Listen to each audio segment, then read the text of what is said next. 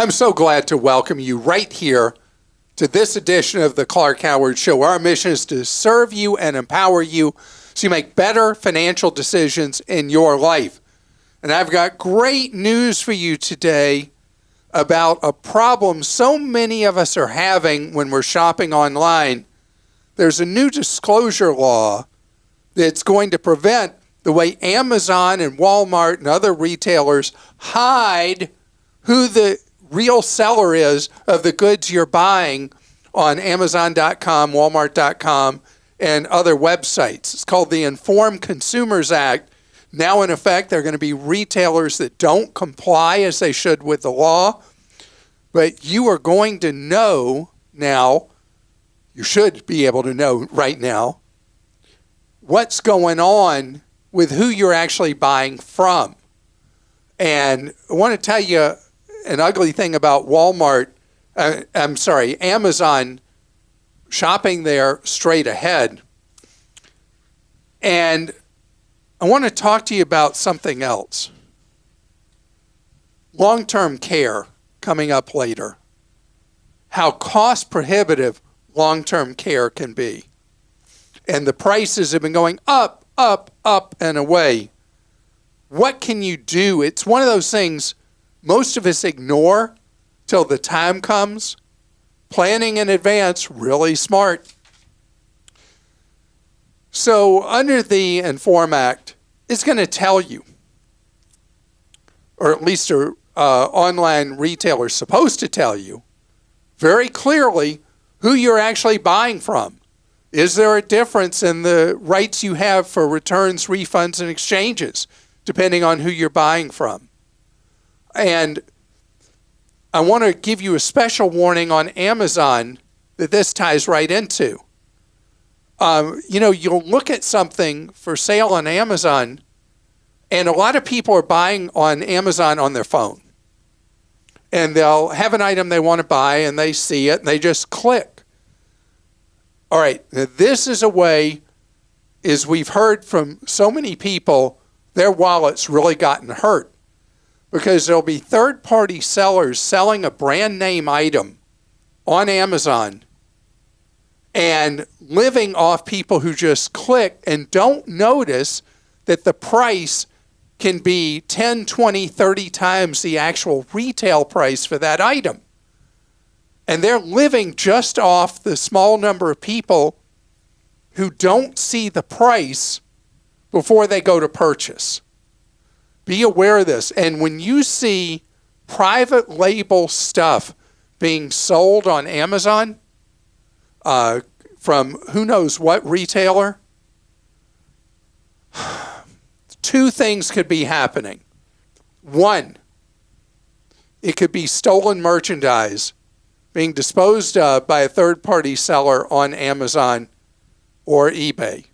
Or two, it could be a third-party seller that bought private label goods.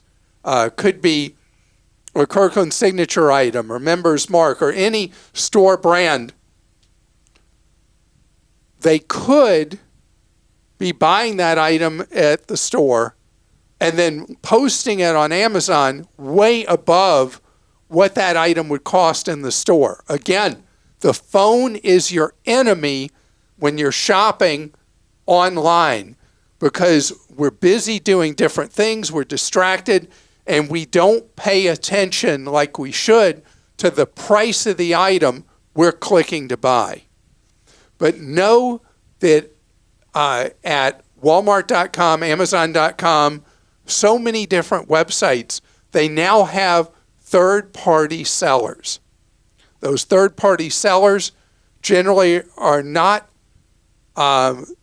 the purchases you make from them are not guaranteed in most cases by the website you're buying from. There's nothing wrong with buying from a third-party seller. You just need to know. You need to know what your rights are to return an item. If there's a cost to return, is there a restocking fee? Any of the conditions that might vary from what you're normally expecting from the website you're buying from.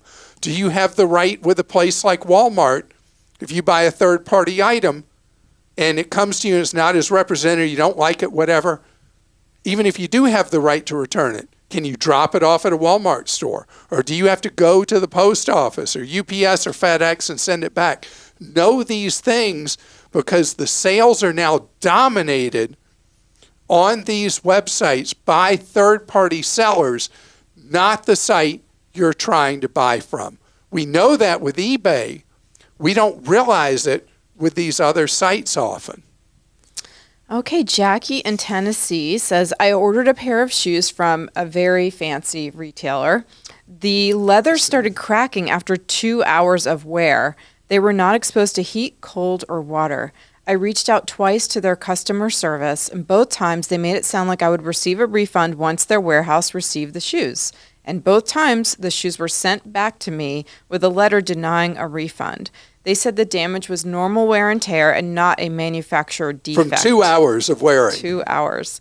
My mistake was not reading the reviews before I bought the shoes, because both reviews published gave them 1 star for the same issue I was having. I reached out to the manufacturer's customer care, and they said they could do nothing because the shoe was not sold in their store. I'm furious because I'm out $100. I even wrote a review online giving the store and the shoe 1 star, and the store has never published it.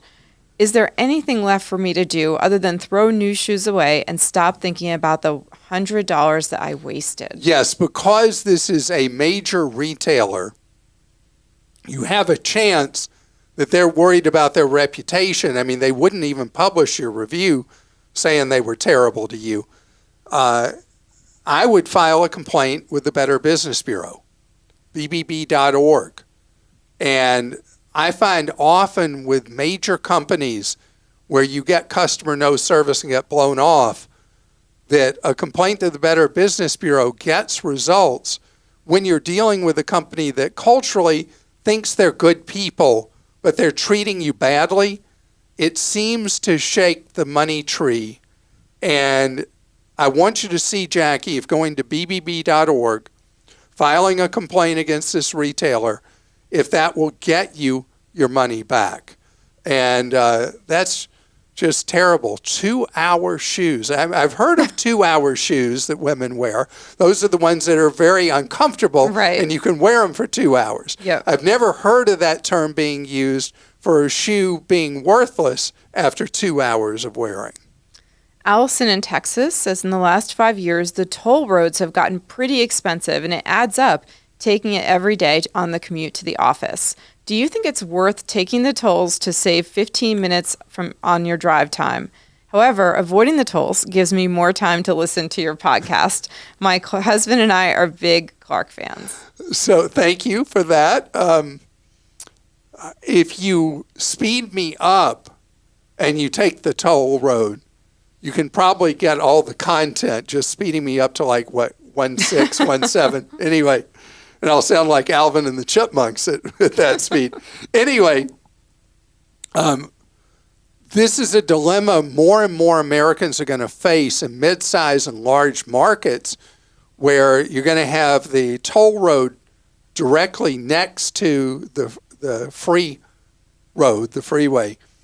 And it's a mix of trying to figure out what your time's worth. So 15 minutes. What do you place as the value of 15 minutes? If it's a few dollars for the toll, do you consider that 15 minutes to be worth those few dollars, or is it better keeping those dollars in your pocket and going in the slow and go and stop and go traffic? I can't answer that for you. I can tell you there's a toll near where we do the podcast that in the afternoons goes as high as $27 for a 15-mile ride. But the time people save can be more than an hour. So what is your time worth? My time isn't worth $27 an hour. You've been on that toll road a lot. I have when I've taken road trips, but I would never, I actually might pay that much if it's going to delay me. That's incredibly high. I've never paid a toll more than $2 on that. $2? Yeah. So you've been on that road, you've paid $2. Uh-huh. And how much time did it save you, do you know? A half an hour. Yeah, so So that would make perfect sense in that example. Yeah. But paying $20 or more, that would be a tough one to pay. But you hate traffic, so I question whether you really wouldn't take it. Well, how do I handle traffic? I get on navigation. I see how long it's going to take to get somewhere, and I say, I'm just not going today. Ken in California says, is the fuel at Sam's Club equal to the quality at Costco? Oh, this came up before. We actually have an article about it on Clark.com. Yeah, Costco gas is top tier. Sam's Club gas is not top tier. Now, for those of you who know about this, top tier gas has to meet certain high standards that gas that is considered to be legal and proper to sell in a state does not necessarily meet. So Costco and certain other gasoline retailers will have signs typically at the pump saying that their gas is top tier, meaning that it is safer for your automobile and the rest. Have I ever heard of people having problems with gas they bought at Sam's Club? One time we heard from someone on this podcast, and Sam's took care of everybody who got bad gas in their vehicles and had to have engine repairs of some kind. But it is just a margin of improved safety for your vehicle when you buy top tier gas. Do I buy Sam's Club gas when I'm in a rental car? Yes. Rental car. Oh, that sounded horrible. I'm an awful person. Well, the reason I said it like that is I drive an electric car. So the only time I'm ever buying gas is when I'm in a rental car. So, but that, folks, is why you should never buy a used rental car. Because people don't take care of it like they do take care of their own the car. old expression, no one ever washed a rental car. Yeah. I had a rental car recently that I'd been through a bad storm, and it looked so bad, ugly. And I was driving down one of those boulevards with all the neon signs, and there was a $5 car wash. And I'm like, should I really go and wash this car? I just felt so bad that I was turning it in all grimy and all that. I didn't wash it. Yeah, they wash them. I know, but I felt bad bringing it back. Not $5 bad. Not $5 bad is so true. Oh, man, something that costs a lot more than $5. If you end up needing some form of long-term care later in life, and how you're going to pay for it, we're going to talk about that. So I've talked before about how we have a train wreck in the United States on how people, when they get older, are going to be able to get assistance as they might age and aren't able to take care of themselves like they were when they were younger.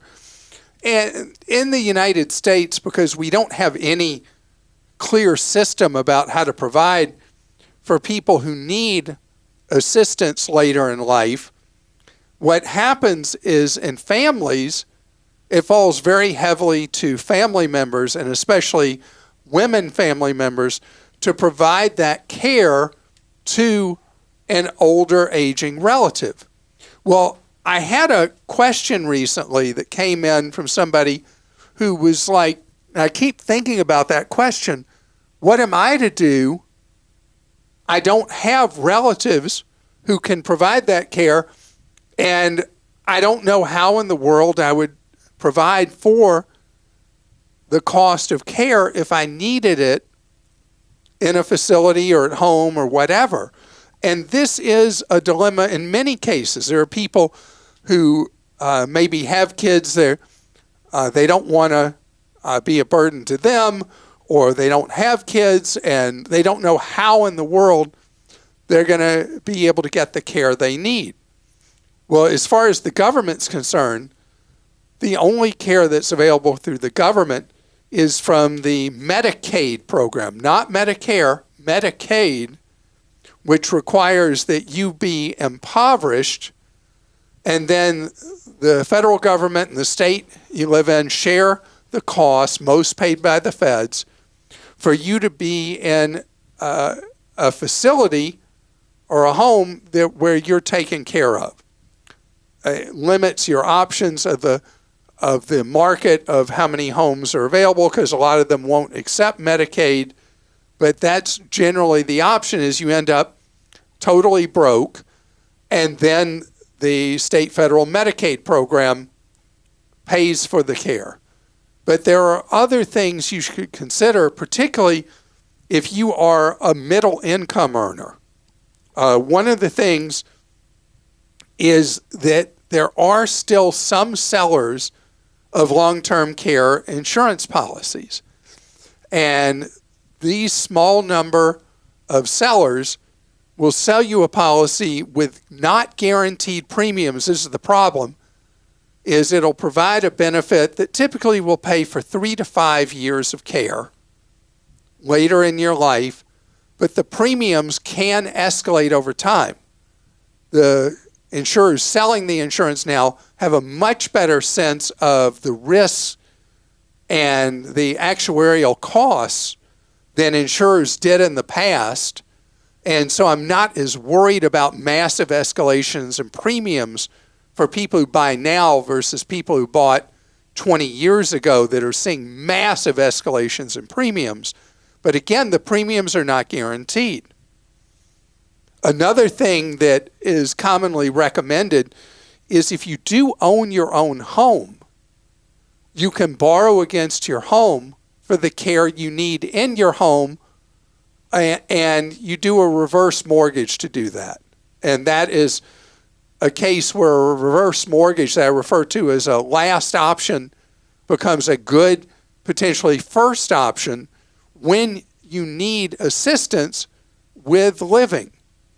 Another thing that came up recently, talking with a friend whose mom was needing to go into a facility and didn't have a lot of money, is there are nonprofit, typically religious-based facilities that will admit you when you have funds to be admitted, but when you exhaust your funds, they don't kick you out.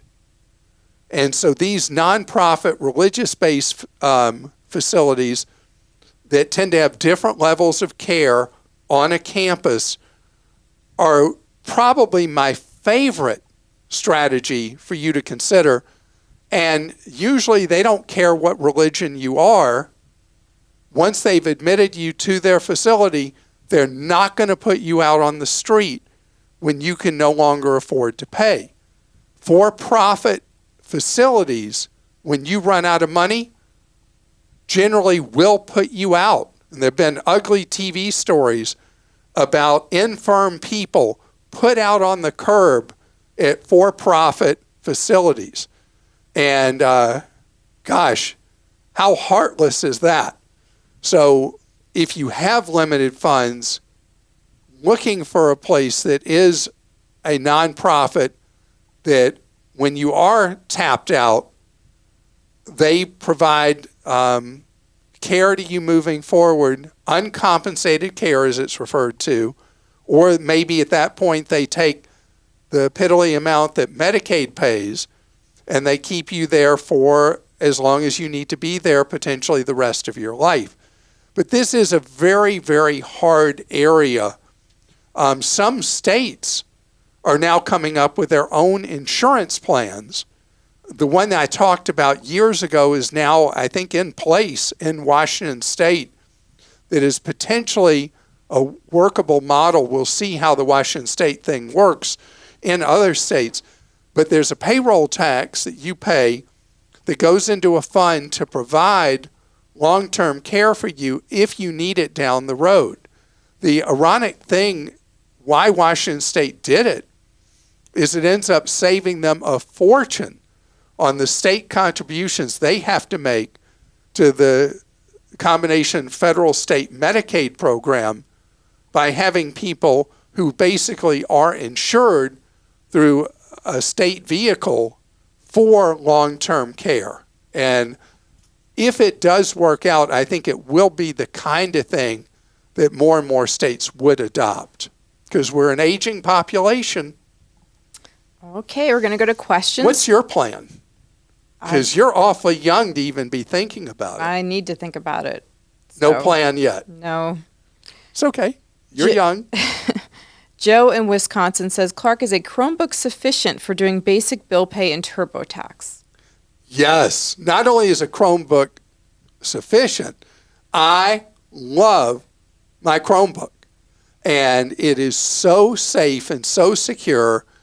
The very structure of how architecture of how a Chromebook works makes it a safer environment for doing sensitive financial stuff than you're going to have with a MacBook or a Windows computer. They're very, very streamlined. They are not subject to the hacking that MacBooks and Windows computers are. And so Chromebooks are cheap, simple to use. They're a wonderful solution. So some of them you can download software on, right? So as long as you're using very minimal, but the idea. The TurboTax, you just need to make sure you're doing it you online. do the online version. Basic bill pay, you're doing online version. The Chromebook is basically an online access machine.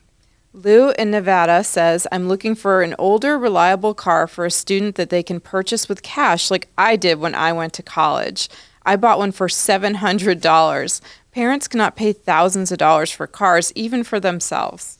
You know, I look at what's happened with used car prices over these 3 years since COVID, and it's a stunner. I mean, there are so many factors that are involved. And it's weird because, as you may recall, early in COVID, the summer of 20, used car prices, inflation adjusted, hit like an all-time low. And then they boomeranged for particular factors involving the rental car industry and production problems for new vehicle manufacturers. And the prices went bonkers. And even though they've come down some, used vehicle prices are still really, really high. So the only opportunity to find something that would be somewhat affordable for a student is to look for what's known as an orphan car. Do you know what that expression means? No. Discontinued brand name. Saturn, Pontiac, Oldsmobile. I'm trying to think of others. Models that are completely unloved, like if the commute is short for a student, the first generation Nissan Leaf would be an example. An older Chevy Volt would be an example, V-O-L-T. You're looking for a vehicle that the model no longer exists or the nameplate no longer exists. And it's got to be older, a lot of miles on it today. You said reliable. The problem is the age of vehicle you have to buy now to get the price way down is going to be older with enough miles on it that reliable would be a question mark. Jacqueline in Missouri says, I want to thank you for the callback I received from your Consumer Action Center about my 2017 Ford Escape's bad transmission. I listen to your podcast all the time, but I was hesitant when one of your volunteers called me back. She told me what to do. I was ready to go to war with Ford, but instead I did what she told me. I waited a couple of weeks before I reached out to the executives at Ford. I was afraid and did not believe anything was going to happen by going to the website as I was told to do. I'm so happy I got the nerve to send an email. I got a call back in a couple of days, and boy was I happy after I talked to Ford and they talked to the dealer. I'm getting my transmission fixed, and I'm happy with the results. Clark, I am so grateful for your help. I'm truly a believer in the Clark Howard Show. Well, actually, you're a believer in Team Clark's Yes. Consumer Action Center. It's been serving our fellow Americans for nearly 31 years with free one-on-one advice and guidance and direction. That direction obviously was very helpful to you. I'm so glad that your transmission is being repaired after you ran into a brick wall at first. And a lot of times with bureaucracy, you just got to know how to push the right buttons to get heard and get a solution in place, and you were able to do so, what you'll learn is so much in life dealing with honest organizations that are very bureaucratic. Polite persistence pays, and knowing what buttons to push in that large bureaucracy. If you're dealing with a crook, somebody who's an unsavory character, fly-by-night contractor, a rip-off artist, whatever, none of those tactics work. But most often, when we're not getting results, it's not with a fly-by-night or a crook. It's with a larger organization that we feel like we can't get heard. And that's one of the things we really love being able to help people to do. And know that we serve you 30 hours each week with the Team Clark Consumer Action Center. If you go to clark.com/CAC, you can learn what's available to you. And I want to thank you so much for listening to today's podcast. And I hope the rest of your day is wonderful.